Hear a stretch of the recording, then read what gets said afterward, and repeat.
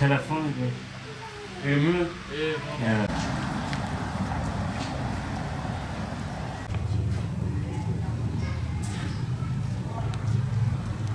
Bismillahirrahmanirrahim.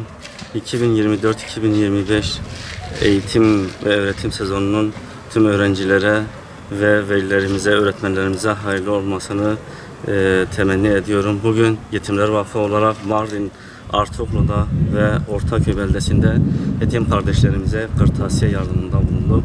Yüce Allah hayırseverlerimizden razı olsun. Onların katkılarıyla bizler böyle yardımlar yapmaya yapıyoruz. Allah onlardan razı olsun, hayırseverlerimizden razı olsun. Bugün yetim kardeşlerimizi sevindirdik. Allah da onları da sevindirsin inşallah. Mardin Yetimler Vakfı olarak kırtasiye malzemeleri, çanta, kalem, defter, silgi, boya, sulu boya, böyle çeşitli öğrenciler lazım olan kırtasiye malzemeleri hepsini çantanın içinde vardı, onlara dağıttık. Tabii ki bizler boykot malları olan, İsrail malları olan ürünleri hiç çantamıza koymadık, öğrencilerimize vermedik, onları almadık ve tavsiye etmiyoruz.